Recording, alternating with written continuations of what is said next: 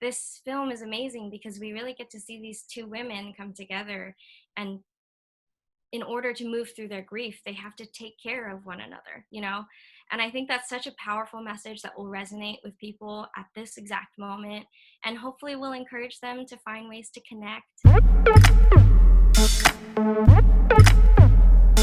Hey, it's Kristen, and today we're chatting with actress Cathy Ang about her new project, Over the Moon. Enjoy our conversation. Congratulations on the film. I'm so excited to get a chance to speak with you today. Could you tell us a little bit about Over the Moon and what drew you to this project? Over the Moon is about this young Chinese girl who decides that she's going to build a rocket to the moon to find the legendary moon goddess Chang'e. She is very famous in Chinese folklore, and so Fei Fei seeks her out, basically to prove that this woman, this symbol of eternal love, exists. And then she ends up on this crazy quest, and it becomes this beautiful story about people healing together. It's a dazzling, wonderful experience to watch. And I mean, just the plot, like it already draws you in. But I mean, I read the script and I kind of immediately fell in love with Fei Fei.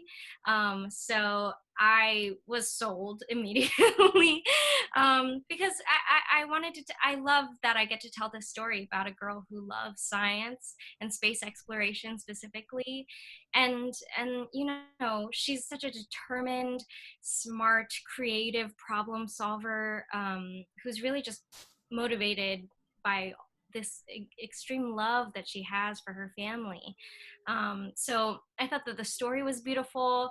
The visuals I knew were going to be beautiful because it's Glenn Keane, and the cast was crazy, and the music was so heartwarming, and like it got me pumped up whenever I hear the song. So everything about the project basically made me excited. Absolutely. Now, what was the process like for you auditioning for this? I knew Jenny Rim, one of the producers on this project, from a different one. And so she actually brought me in just to do the demos, the scratch record as they were kind of storyboarding still.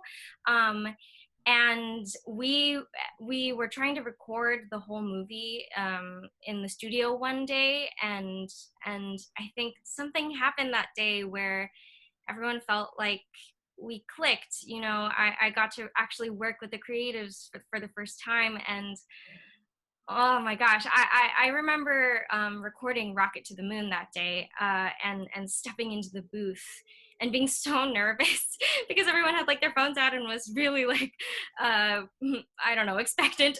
But I connected with Fei Fei because that song is where, like, she's really fighting for what she believes in. And so I connected with Fei Fei in a way that I think made everyone happy, and they ended up really loving that day, and bringing me onto the movie itself. And yeah, and that take actually is what's in the movie. That take from that day, the first take, the scratch record. Wow, Yeah. that's amazing. That must feel really cool to be like, okay, they're bringing me in just to record some demos, and then wait a minute, this person clicks perfectly. Let's just do the movie with her. Like, that must be a really exciting feeling. Yeah, it's I mean, of course I was hoping that they would consider me, but it's like such an amazing production, and this team is all veterans who are, the the caliber is just so high. So I was really thrilled that they brought me on. They're so sweet and so encouraging, and they really took a chance on me. Now, you mentioned this cast. What was it like? I mean, you guys are voice acting, but were you able to come together at all? Or, what was it like working vocally against some of these, incredible people? I didn't get to work with many of the actors in the studio, but I did get to work with Phillipa, who plays Chang'e. Yeah, yeah, yeah, that's exactly right. And it's like, it's great. I mean, I do a lot of musical theater, so she's been one of my idols.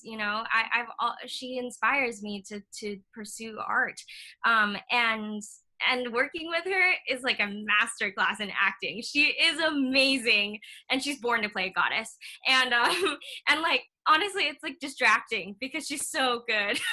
But I was so happy that I got a chance to work with her, because I just feel like, with all of the members on this team, creatives and performers, like, I just had so much to learn, and it was such a cool experience being able to just try and soak in all of these moments from people. Was there anything in particular that you felt like you learned? There's just something about the spirit of collaboration when it comes to an animated movie, because everyone is building all of these details of the world together. So normally, because I do stage acting, I kind of have a lot of control over the final product. But for this, we would go into the studio and we would all kind of decide on what Fei Fei's words were together a little bit. We would be tweaking them as we went and playing, with so many different levels. And then the animators would take that and they would make her expressions deeper and brighter and clearer every time. And then we would do it again. There was just there was a cycle of collaboration that I've never really gotten to experience before. And I'm so happy that I did. This story is really focused on family, loss, grief, kind of moving on. I guess, how do you develop your character vocally, thinking about all of these things and kind of like the themes of this project? I definitely had to practice kind of listening to myself a little bit at the beginning, but otherwise, I mean, it's just, you're just acting, and so the words will come out of you if you're feeling it in the moment in the way that will inspire the animators to visualize it. And Glenn, he's such an amazing director. He's very, very good at building the world around you. He plays your reader and director at the same time, and he just allows you to experiment. And so, like, whatever line that they picked, in the end product, I probably did like 20 times, and so they really craft it. It's amazing. And yeah, I think it's pretty similar. And even though I was voicing a child, I kind of have a higher voice, so it was easy enough to fall into her shoes and just really try and get in her circumstance. I think that there is so much power in representation, and even after watching this film, like, we actually celebrated Mid-Autumn Festival in my house. Like, we got mooncakes, we got crabs, and we were like, just trying to like celebrate that like Thanksgiving kind of quality that this movie brings about, and that festival brings about. And I was wondering if you could just talk a little bit about maybe like the representation of this film and how we can champion for inclusion. Like, this project I loved watching because I've never gotten to see this kind of cultural experience on screen before, and I feel like it inspires people to like go and want to embrace it and experience it themselves. That's the point. Like, being able to share a part of my heritage is such a privilege, and what I think about this movie that's so amazing is that it's so celebratory. There's just a sense of warmth and celebration when it comes to all of the cultural aspects. And I feel like the rest of the world will get curious and want to partake, and they'll be celebrating these traditions. I can't believe that you did it. You did it. That was the point. And the thing is that, for the Asian American Pacific Islander community, who might see themselves in the film, when the rest of the world is celebrating these traditions, they'll also feel celebrated, they'll feel affirmed, they'll embrace their heritage and their roots, and they'll be excited to tell their own stories, their personal stories. And the other thing is that, when you see just different stories being told in general, it inspires everyone, no matter what ethnicity or culture you're coming from, to maybe try and write their own and share their own. And so I think, when something like this is successful, it gives it's impetus for other projects to come forward as well. And the world just is so much more interesting when you get to learn about people and celebrate people. Yeah, so I think that's the point. Absolutely, absolutely. I mean, it definitely worked. I was just like, oh, this is so fun. I want to be able to like be a part of this, Now, I'm curious. This is something I talked about with Glenn Keane. Your character is going, creating a rocket to go to the moon. Did she really do it? Was this, did she not? I don't know if you have any thoughts. It's not as obvious, right, that it's a Wizard of Oz situation.